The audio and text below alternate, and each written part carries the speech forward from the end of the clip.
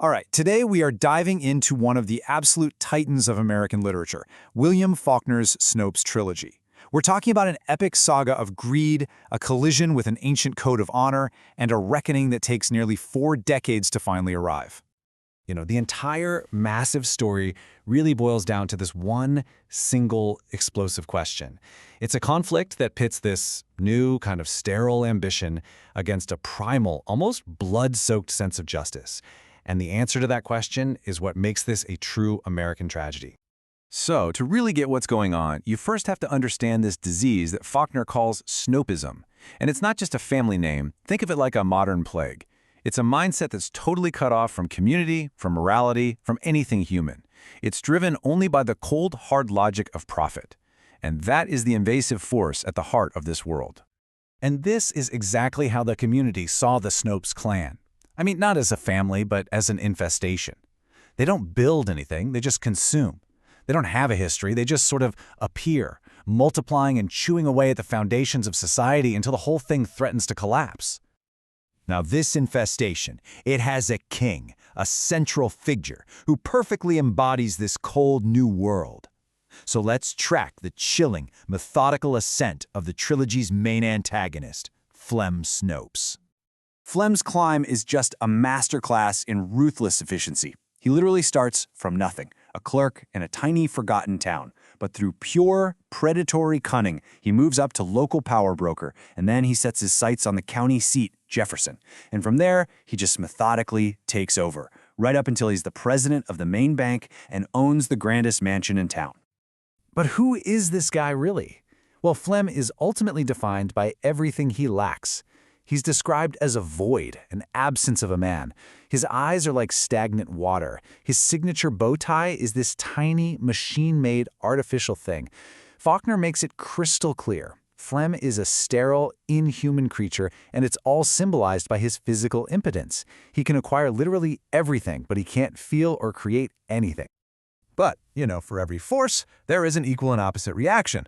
And in this story, that reaction's name is Mink Slopes, Flem's cousin, and his absolute, unyielding opposite in every conceivable way.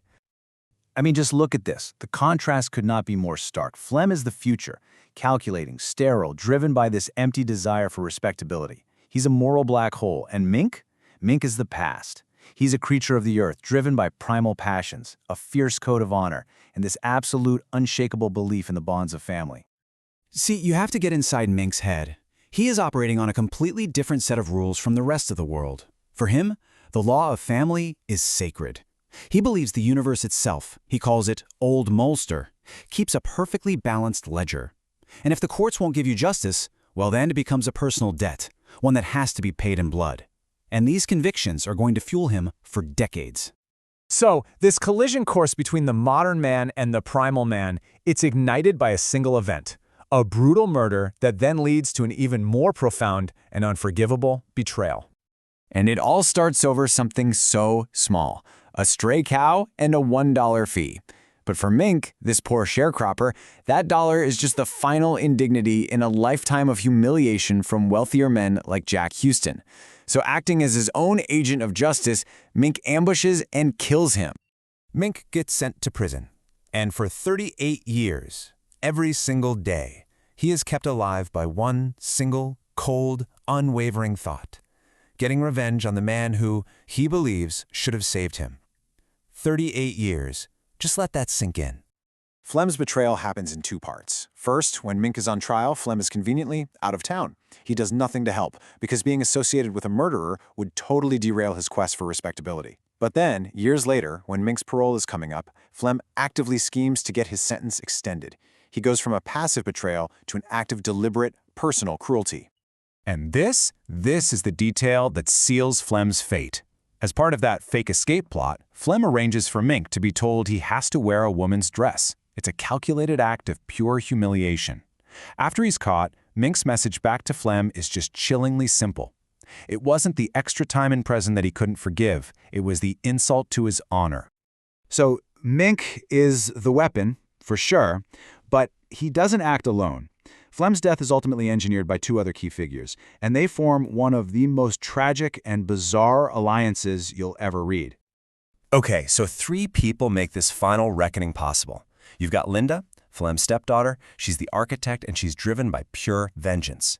Then there's Gavin Stevens, the idealistic lawyer. He is your unwitting tool. And finally, of course, you have Mink, the instrument of death, just simmering with that 38-year-old grudge. Linda absolutely despises Flem. She blames him for her mother's suicide. She's a war veteran, left deaf and traumatized by the Spanish Civil War, and when she comes back to Jefferson, all of her broken idealism has been forged into one single cold purpose, to see Flem dead, and she realizes Mink is the perfect weapon to make it happen. And her pawn is Gavin Stevens. He's this well-meaning, intellectual lawyer, but he is hopelessly devoted to Linda, seeing her as this tragic damsel in distress. He is completely blind to how manipulative she is. So she plays on his sense of chivalry and convinces him to secure the very pardon for Mink that he knows will result in Flem's murder. And so, all the pieces are in place. The architect has laid her plan, the tool has done his work, and the instrument of vengeance is finally free. The stage is set for a debt to come due. When Mink finally arrives at that mansion, Flem is just there, waiting. The man who schemed and clawed and cheated his way to the top does absolutely nothing to save himself. He offers no resistance at all. The whole scene is brutally anticlimactic. Flem hears Mink come in, he swivels in his chair, and he calmly watches as his cousin fumbles with his old, rusty pistol. The first shot even misfires. He just watches his own end approach. And then, the second shot fires. And just like that, a 38-year-old account is settled. The man who lived a life of cold, empty acquisition dies an equally cold, empty death. But the story doesn't end with some clean victory. At Flem's funeral, the trilogy's moral compass, a guy named V.K. Ratliff, notices something deeply unsettling.